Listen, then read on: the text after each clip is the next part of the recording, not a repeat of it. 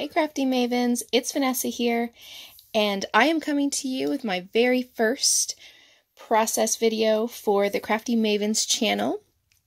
And so before I started, I thought I would do a quick shout out and thank you to Hannah for inviting me and asking me to come on as a design team member for this round. So I'm very excited about that. So thank you, Hannah. And for my layout today, I decided to go with the kitted up theme. And so for that, we are talking about kits.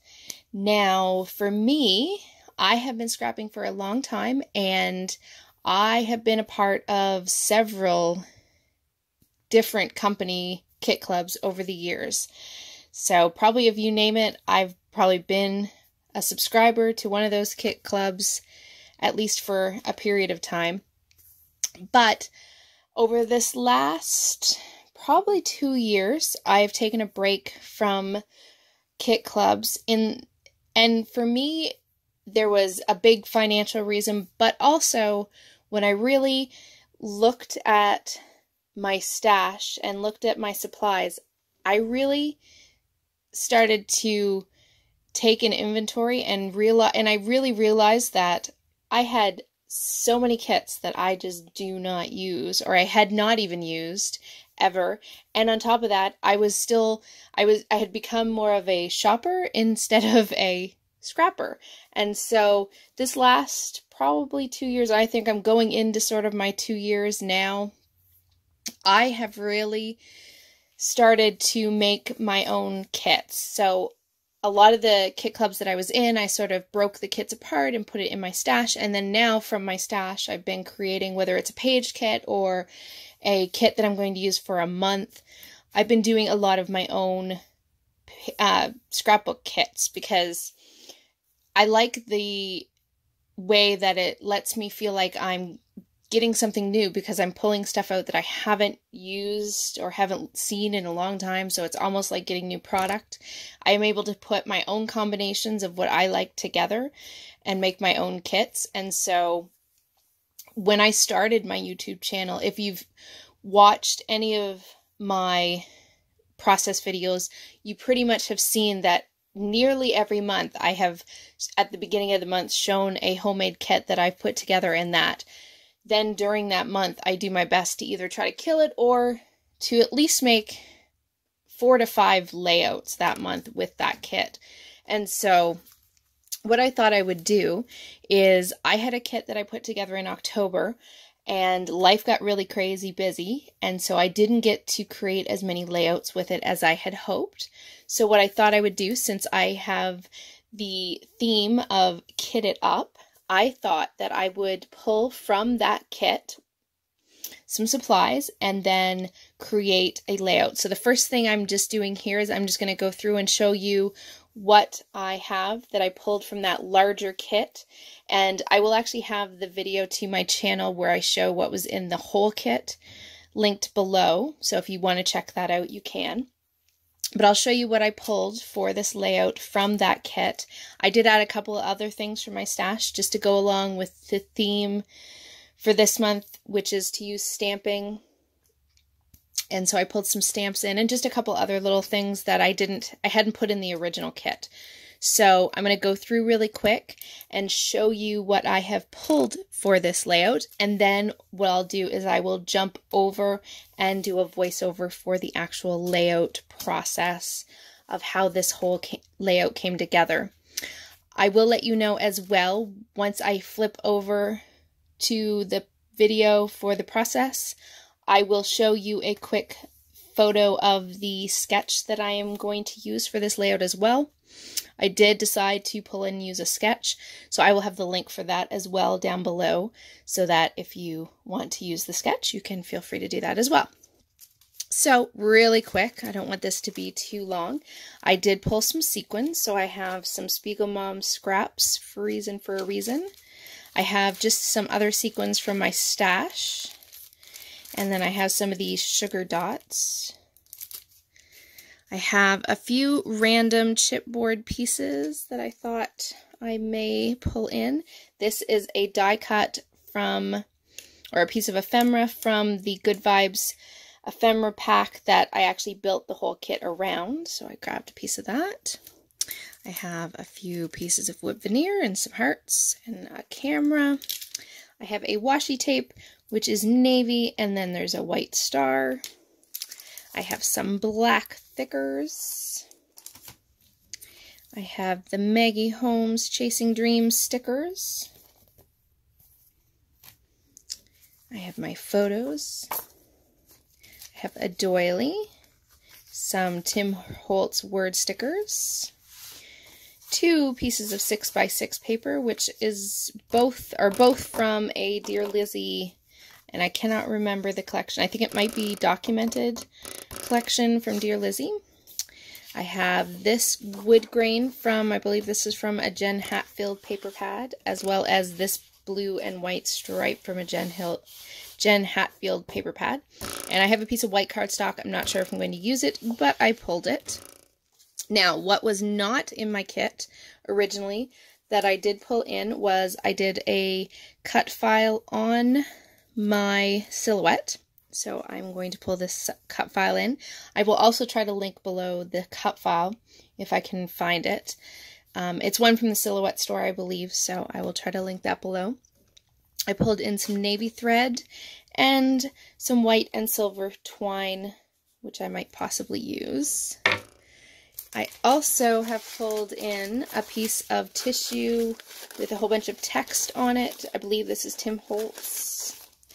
Some additional sequins in some blue colors that are just from my stash.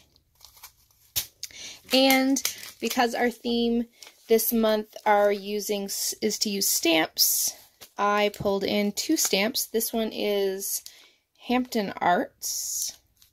There's lots of flowers. And then this one is from Paper Tray Ink. And there's lots of roses. And I will also put in between, before I start the process video, the mood board for this month. So you'll also see that I am pulling from that mood board definitely the blues, and also there's also a picture with some sort of like a text print in it. So you'll definitely see my influence of the blue that I pulled from that mood board.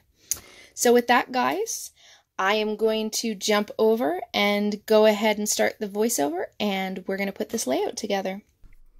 And here is the mood board for this month, as well as the sketch that I'm going to use for my layout. Now, because I am going to be doing some stamping, and there's a couple of different sort of elements that I'm going to build on my page, I do want to show you everything that goes into building my layout. So the first thing that we're going to do is stamp out some of these roses, and I did decide to use the Paper Tray Ink rose stamp. It's a 3-layer stamp, and I really like how the layers go together, and so I decided to go with that one in both a large and a small rose.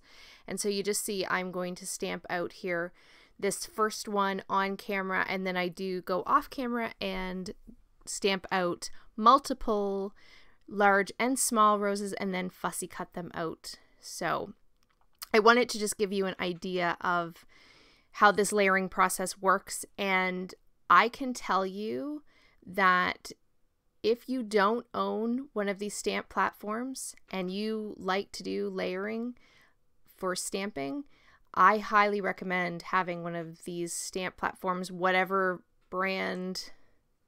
There's multiple out there. I have a Tim Holtz one and I love it.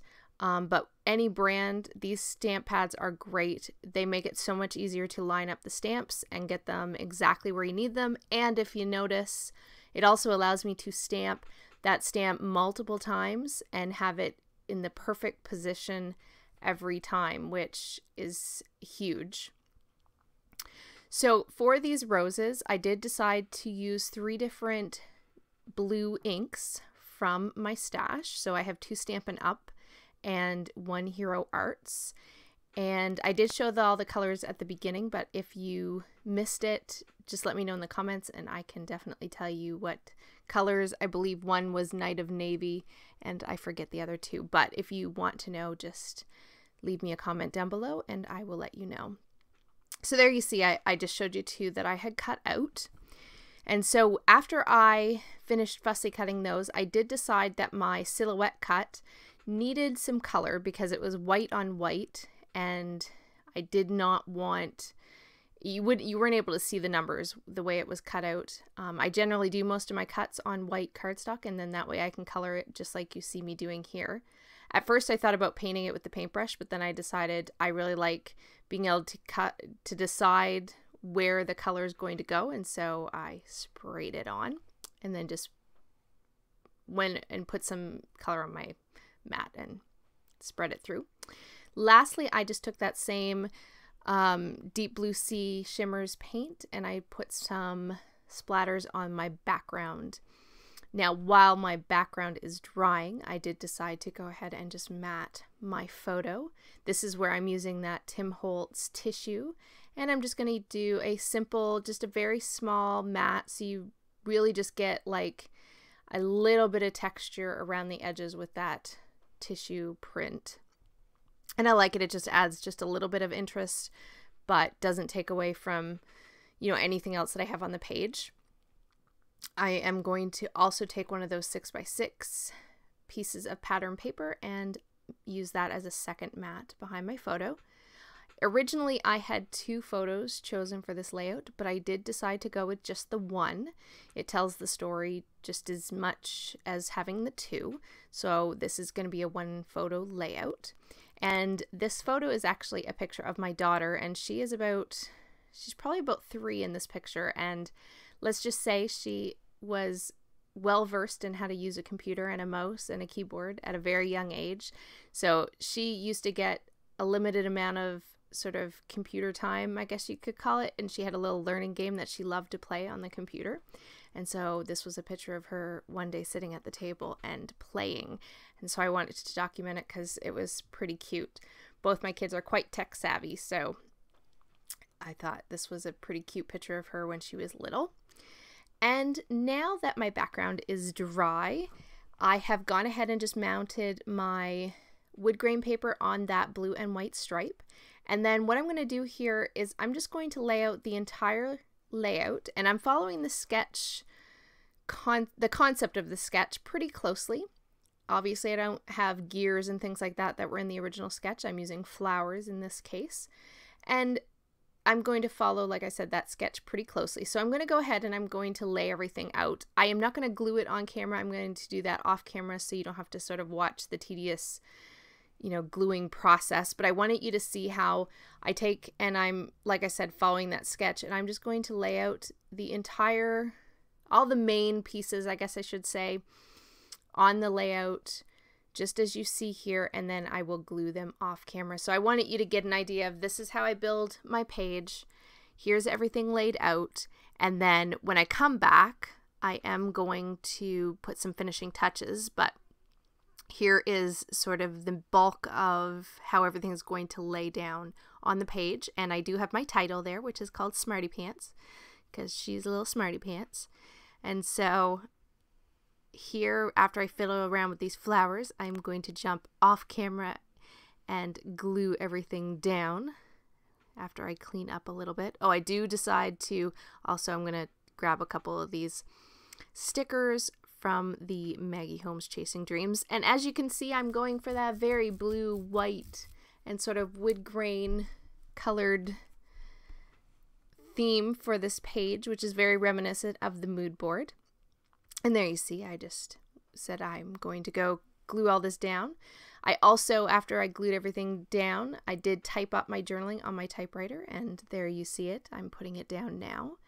So it just talks about, like I said, that the picture is about my daughter and how she loved being on the computer and how she's very tech savvy and she's a little smarty pants.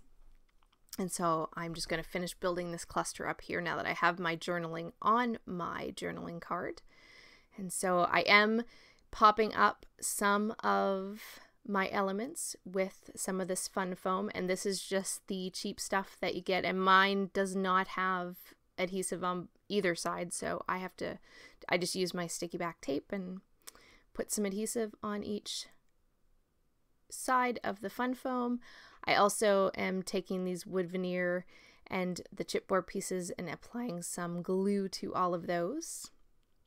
Now my little ode to Missy Whidden is to take some of that thread. In this case, I grabbed some navy thread, and I am going to put a little cluster of thread both in that top right corner, and then I'm also going to put here in a second another cluster of thread right underneath that, right beside that wooden heart and chipboard sort of clipboard, I guess it's called. There you see it. That's going to be my other cluster of thread. And I do like that texture that gives the layout. And I fuss around with it, getting it just the way I want it to lay down. So eventually I will have that in those two spots on the layout. Now to finish up the layout, I go ahead and grab some of these clear or crystally gems, as well as I think I use one of those, or maybe I don't. No, I don't think I actually use one of those text stickers from Tim Holtz. I think I actually just grabbed that bow and I put it down there at the title, and then I finish up by taking some of my navy and these lighter blue sequins, and I'm just going to sprinkle those around in both of the clusters, and that finishes up this layout. There will be still photos at the end, and be sure to come back. There is a new design team for the Crafty Maven, both old and new. People are back at the Crafty Maven, and so be sure to come back and check out everyone's videos each day. There's someone new posting a new video, so be sure to come back, and if you haven't subscribed, be sure to hit that subscribe button and the notification.